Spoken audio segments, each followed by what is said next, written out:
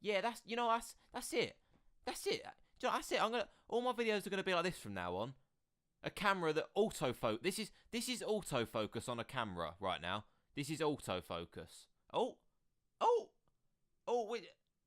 Oh, there we go. We're in focus. What is going on, guys? Welcome back to another video. Hope everyone's doing well.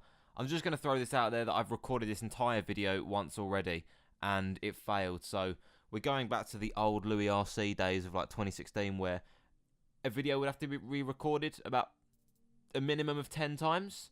So, you know, it's good to be back in that rut.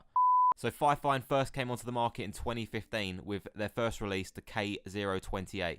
But it wasn't until 2016 that the company started blowing up with their release of the K669, a very affordable budget USB microphone. Despite being a solid mic for starting out on YouTube, podcasts, things like that, it didn't come without its fair share of issues. Those being complaints of clipping at very low percentage input gains, a very wide cardioid polar pattern, just overall not being up to scratch. But for a £27 mic, you're probably going to be expecting some of these issues. Nevertheless, in March 2017, we had the newest edition, which was the K669, which came in at a price tag of about $29.99, which is still crazy cheap for a microphone. So we're going to be reviewing that today, and we're going to be comparing it to the...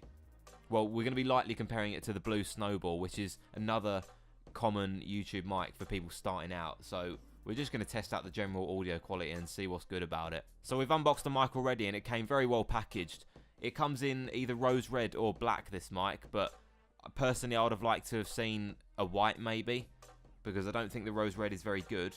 I would have preferred black, but this is the one we got. For a £30 mic, it's got a metal base, a plastic swivel mount, and it does feel pretty good. So I'm really happy that they have a volume control knob, which is very handy for if you're streaming and you don't want to go into the audio software and adjust it there. So you can just adjust the gain on there if things are getting a bit too loud. So that's a great feature and it's very convenient. One thing I've noticed that I don't like is the fact that the USB cable is attached to the mic, and that's not a good idea for me. I would have personally liked to have seen a detachable USB cable, because if anything goes wrong, you can more or less pinpoint whether it's the mic or the cable.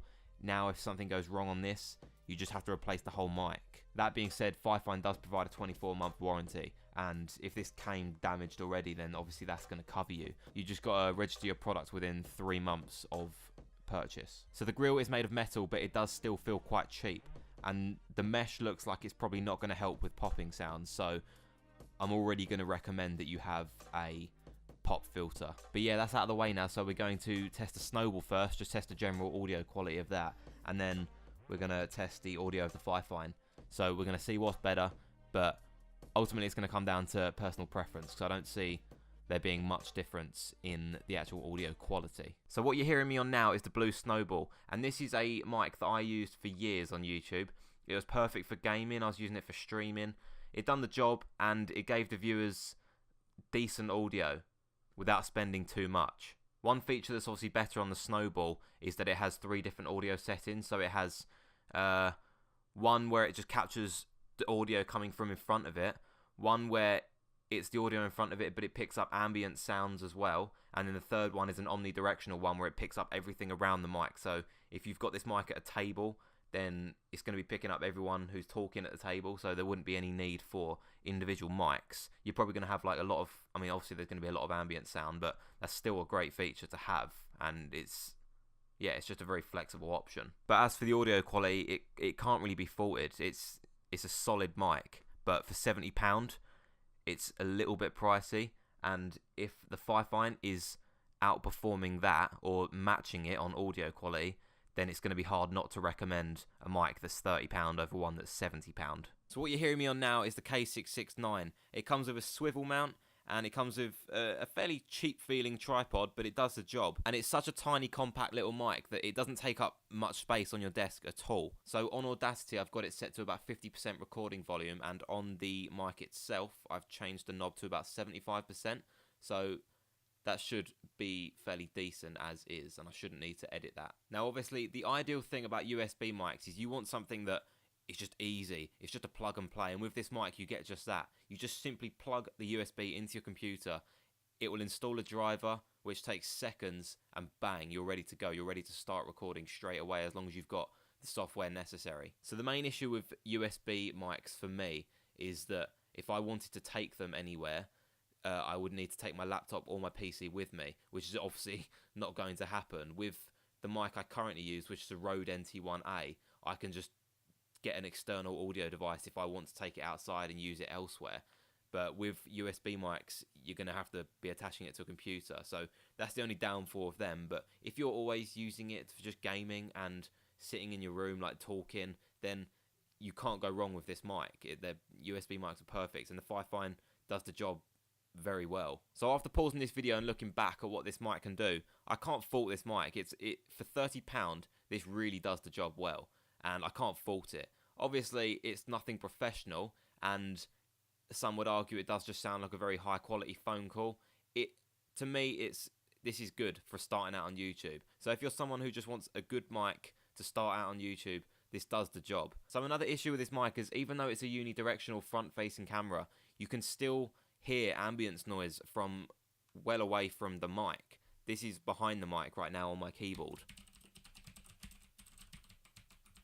To me, that's a problem if it's picking up noise from behind it, when it shouldn't really be picking it up as loud as it is picking it up. So the thing I'd recommend there is getting a desk mount, so that would keep it as far away from the keyboard as possible and as close to your mouth, so you could reduce the volume perhaps, and that would help keep away the ambience noise. But if you're just chilling in your room talking to the camera and you want a decent quality mic to just sort of sit down and chat with viewers, do a stream where you're just talking to people, you really can't go wrong with this mic. It does the job very well. Right, so guys, in conclusion, I would recommend this mic to anyone looking to start out on YouTube. I can't fault it really for £30.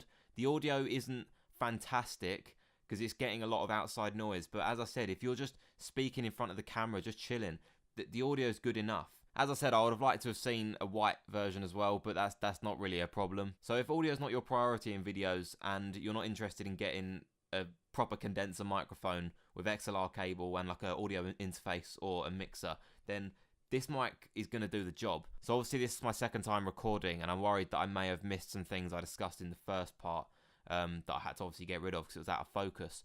But if I did miss out on anything noticeable, let me know in the comments, because this is my first proper review of a mic, so there's probably going to be things that are wrong with it. But let me know what you thought in the comments. If you want to follow me on Instagram, I'm trying to use that a bit more, so that's just my name, Louis Cunningham. Obviously that'll be on the screen now. Right guys, thank you for watching. If you have any suggestions, leave them in the comments below, and I'll see you in the next video. Peace.